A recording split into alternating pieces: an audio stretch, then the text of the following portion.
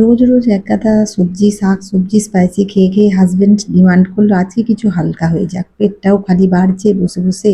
তো আজকে একটু হালকা পাতলা হয়ে যাক, যেটা স্বাদেও খুব ভালো হয় আর খেতেও খুব টেস্টি হয়, সেই রকম কিছু বানাও বলে। সেই কথা মতো হাজবেন্ড বাজার থেকে একটু মাংস নিয়ে এলো, আমিও তার কথা মতো গ্যাসে কড়া বসিয়ে তাতে সামান্য তেল দিয়ে অল্প একটু বাটার দিয়ে এলাচ লবঙ্গ দারচিনি শুকনো লঙ্কা তেজপাতা ফোড়ন দিয়ে দিলাম।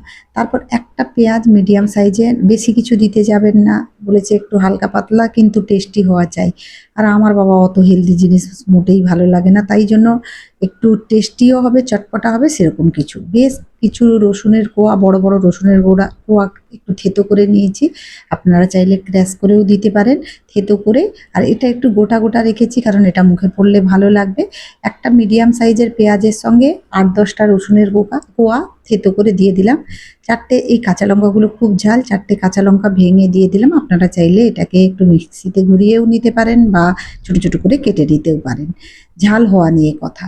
এরপর এটাকে খুব বেশি ভাজবো না। তারপর এরপরে আমি এখানে দেখুন 300 গ্রামের মতো মাংস দিয়ে দিলাম। আপনারা আপনাদের মতো চিকেনটা বেশি বা কম করে নেবেন। এটা বেশি নাড়াচাড়া করার কোনো দরকার নেই, এমনি একটু নাড়িয়ে মিডিয়াম হিটে রেখে এতে ভরে 1 চামচ ভরে গোলমরিচের গুঁড়ো দিয়ে দিলাম। গোলমরিচের পরিমাণটা আপনারা বাড়াতেও পারেন। এখানে স্বাদ মতো লবণ দিলাম, কিন্তু পরে যদি লাগে একটু অ্যাড করে দেবো। দিয়ে এটাকে 1 থেকে 2 মিনিট একটু নেড়ে নেবো যাতে গোলমরিচ লবণ সবকিছু মাংসের মধ্যে ভালোভাবে মিশে যায়। একটু টেস্টি কিন্তু বানাতে হবে, এভাবে শুধু হেলদি হলে হবে না। এরপর বাঙালির প্রিয় আলু গাজর বিনস আর পেঁপে দিলাম। আর কিছু বেশি কিছু দেওয়ার দরকার নেই, এটা দিলেই হবে, হেলদিও হয়ে যাবে, আপনি চটপটাও খেতে পারবেন। এরপর এটাকে 2 থেকে 3 মিনিট একটু নেড়ে চেড়ে নেব যাতে আলু আর পেঁপে সব কিছুই একটু ভাজা ভাজা হয়ে যায়। খুব বেশি ভাজা ভাজা করার কোনো দরকার নেই। আমি এটাকে নামিয়ে নিয়ে গ্যাসে একটা কুকার বসিয়ে দিলাম, কুকারের মধ্যে এবার বাকি সব জিনিসটা ভালো এইভাবে ঢেলে দেব।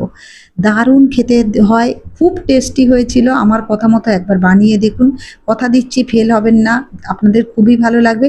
এবার বড় গ্লাসের 1 গ্লাস ভরে এখানে কড়াটা ধুয়ে জলটা দিয়ে দিলাম। কড়াটা গরম ছিল, জলটাও গরম হয়ে গেল।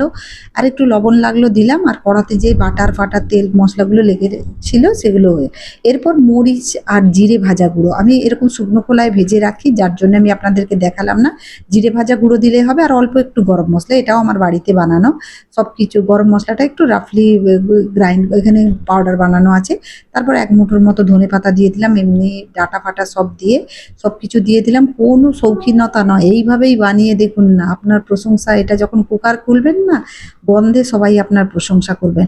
আর এতে যা গোলমরিচ গরম মশলার গুঁড়োও দেওয়া হয়েছে আর ভাজা জিরে গুঁড়ো দেওয়াতে এর স্বাদ অতুলনীয় হয়ে যাবে। একটা সিটি মেরে আমি এটাকে আবার ছুকছুক করেছিল যখন বন্ধ করে দিয়েছিলাম। দুর্দান্ত হয়েছে, একবার আমার কথা মতো বানিয়ে দেখুন, কথা দিচ্ছি ফেল হবেন না।